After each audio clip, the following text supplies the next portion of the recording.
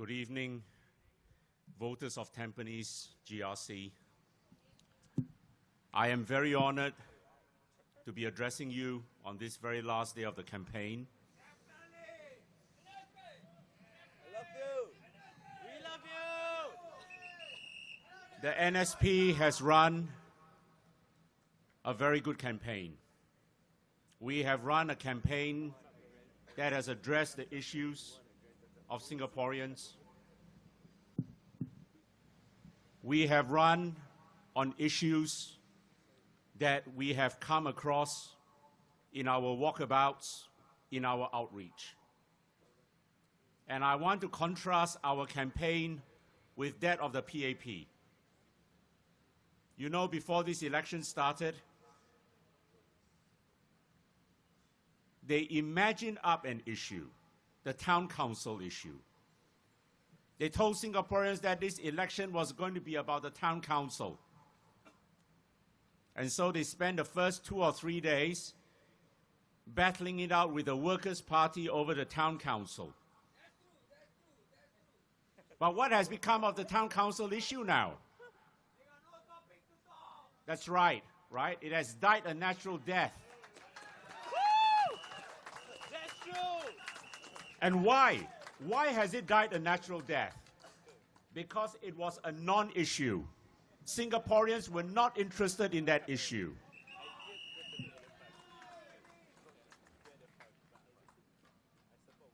And then, after 3 or 4 days, they then told Singaporeans, now let's come back and talk about national issues. Because the national issues are what Singaporeans are concerned about. And what are the national issues at stake today? It is about foreigners taking away Singapore jobs, Singaporean jobs. It is about overpopulation. It is about the cost of living, the relentless rising cost of living. And it is about non-return of CPF personal life savings.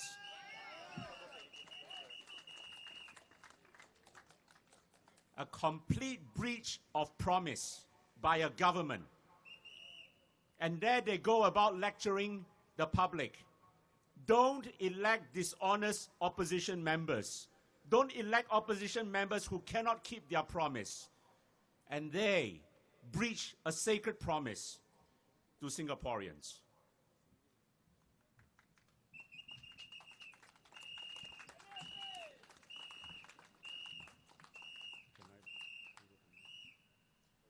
You know, ladies and gentlemen,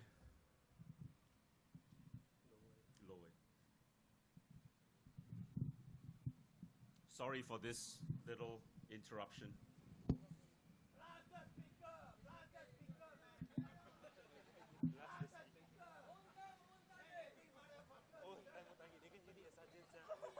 I actually have a loud voice, so I don't really need the mic, you know.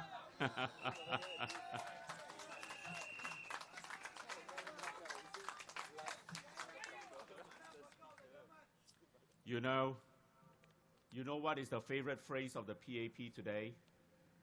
No one left behind.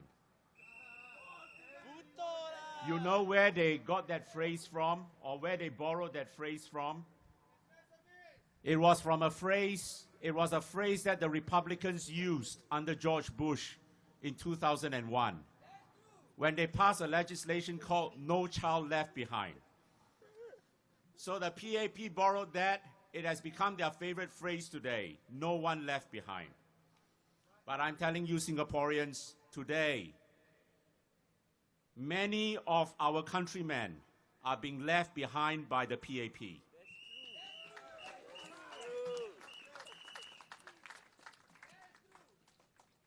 And many of the statements made by the PAP today are what I call platitudes, hollow statements. And let me read out to you what the Prime Minister said yesterday at the Fullerton Square or the UOB Plaza lunchtime rally. And I want to read out to you what he said. He said he identified 3 elements of politics in Singapore that should be retained even as it evolves. 1, it had to be honest and clean. these are the PAP standards, and these also have to be the opposition standards, he said, adding that whatever colors a party might wear, it also had to be white or clean. We agree with that, don't we? That politics have to be clean. Let's go on next to what he said. 2, the government has to take care of its people today and also for tomorrow. And that is where I take issue with the Prime Minister. Because to me, the government today is not taking care of its own people.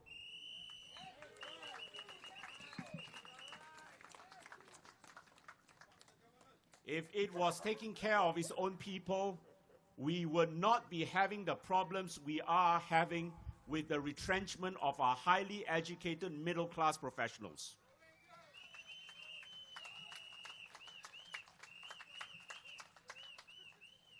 You know, I want to read you something else. I brought the newspaper with me today. At one of the rallies last night, Lim Swee Say said,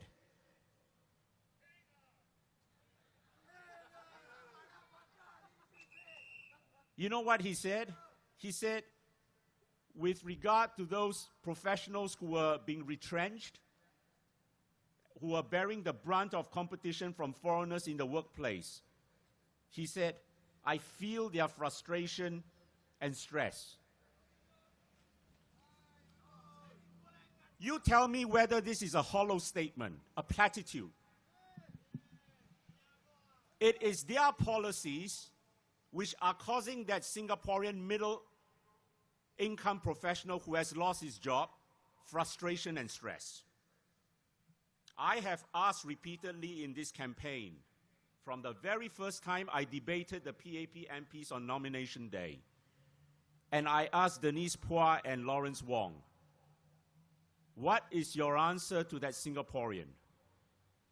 What are the safeguards the government has put in place to protect that Singaporean job? There was never an answer. They started to give an answer saying, while we have in place this fare, that fare, you know, people can retrain and all that, but you are not even protecting the Singaporean job in the first place.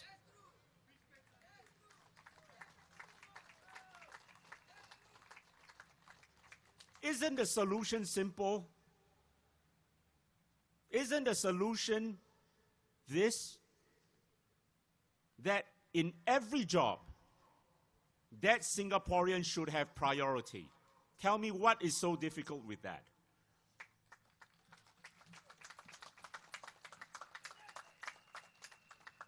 We are not saying we cannot have foreigners in our workplace. None of us would be that xenophobic to make that statement. But we are saying that if you really care for that Singaporean, you will see to it that he doesn't lose his job. That is how you care for your people.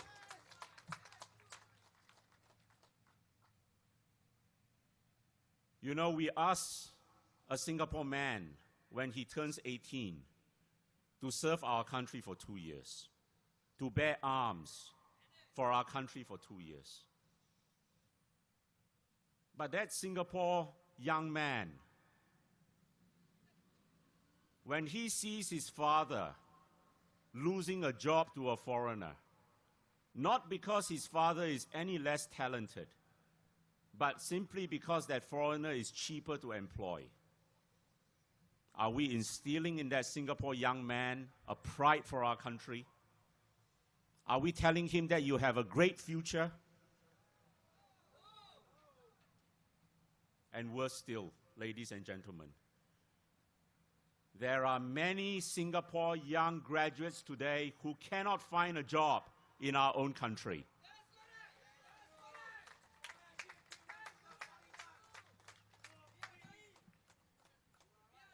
You know, when I was doing a walkabout 2 days ago, I came across a lady. I do not know whether she's here tonight. She lives in Tampines. And she told me this story, that her son, who has first-class honors from the university, first-class honors, has not been able to find a full-time job for 2 years. And that all the jobs he applied for were always taken up by the foreigner. I think it is a very sad reflection of where we have come as a society. And instead of addressing the problem, you have an education minister who yesterday night told the Singaporeans, well, we'll give you a fantastic education, but that is not the end all of it.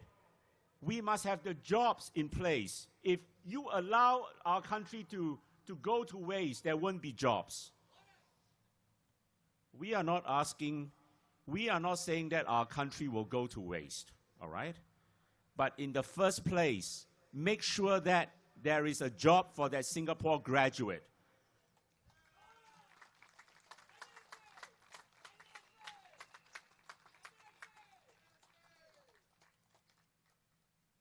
In no other first world country will you find a foreigner being able to take away a local's job as easily as in Singapore.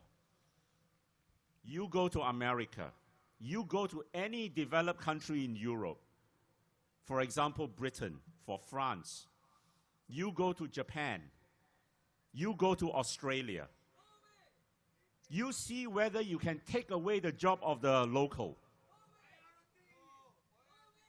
The government is there protecting the job of the local. But in Singapore, there is no safeguard. Let's come to the issue of the CPF. And let's see whether the government really cares for its people.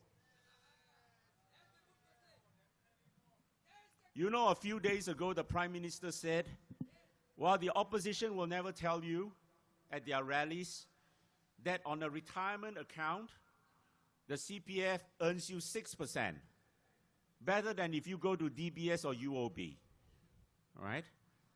And they will never tell you that, because if they were to tell you that, you won't vote for them.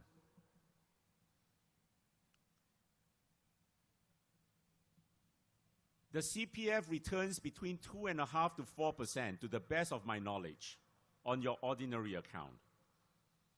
It returns 5% on the special account, maybe 6%, as the Prime Minister says, on your retirement account. I'm telling you, even at 6%, it is nothing to shout about. In fact, it is a low return. The Australian superannuation funds, the equivalent of our CPF, and they are private, 3 years ago, returns close to 17% on average on retirement funds for Australians. 2 years ago, when the market wasn't so good, it was still returning over 13%. Last year, which was a bad year, it was returning 8.5% on average. You tell me whether the 2.5% to 4% returns you are getting on your CPF is anything to shout about. And then we have Temasek, who in March of this year reported 19% profits. 19. And we know that Temasek and GIC use the CPF money to invest. I suggest to you that if the government really cared for its people, it would be returning you much better returns on your CPF.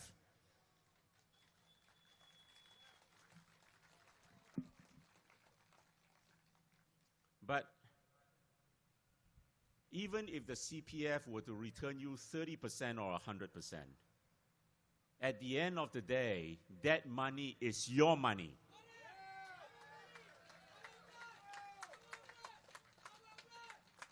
The government has absolutely no legal ground to withhold that money from Singaporeans. And you know what's the reason it gives you for withholding the money? It tells you, well, some people take the money, they go off to Batam, they squander it, they have a second family there. Yeah. You know, what are the figures? How many Singaporeans do that? Are they thousands? Are there thousands of them? Are there maybe 20 of them or 100 of them? What is the evidence? I am a lawyer, and I base every argument on evidence. Or I should base every argument on evidence. Because if not, the judge in court will tell me, you're wasting my time. But till today, the government has not been able to tell the Singapore people how many people squander their monies.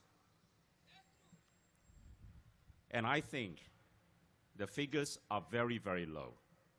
I think the figures are not even 5% of the population. And so the government is penalizing 95% of the population because of what a small number of people do.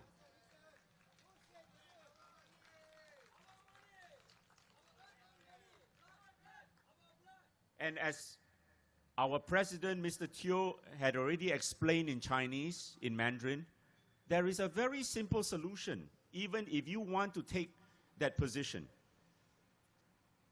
There is a safeguard you can put in place. And they knew how to put this safeguard for the casinos. They said that if family members knew of the gambling problems, the gambling tendencies of their next of kin, they could put up a case to bar him from the casino. Our proposal is simple. If you have a next of kin whom you think is going to squander his money, you put up the case with the authorities that he not be allowed to withdraw his entire CPF sum and that the government pay him out monthly. Isn't that a fair solution?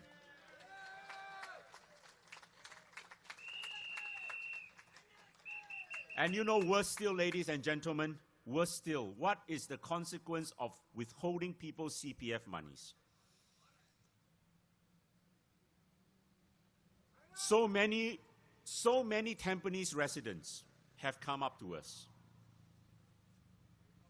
Our Muslim friends, they tell us, I was looking forward to 55 and taking my CPF money so that I can go on the Hajj. And that is the most important obligation in my life. And today I cannot. I have to wait until I'm 65. And I hope I'm around at 65. We are not playing around with religion to win votes, as Mr. Masagos said last night.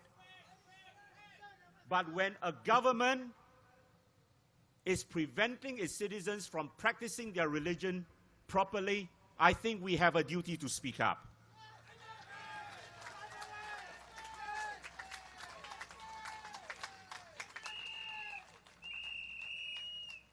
We have other residents who came up to us who said, I am 60 today. I cannot work anymore. I'm hardly getting by. But I cannot access money from my CPF. What do you want this person to do? Turn to his child? Sue his child in court? You know, 15 years ago, the government passed a legislation that allowed parents to sue their children for maintenance. I want to know today how many parents have actually done that. How many parents actually have the heart to go and sue their children for maintenance when their children can hardly get by themselves? I think I'm running short of time. I hope, ladies and gentlemen, when you vote on the 11th of September, vote for the NSP and ask yourself this question. Ask yourself this question. Is the present government for me or against me? Is the present government on my side or on the other side? I think if you ask yourself these questions, you come to a definitive choice, and that choice will be your vote. Thank you very much. Good night. Thank you.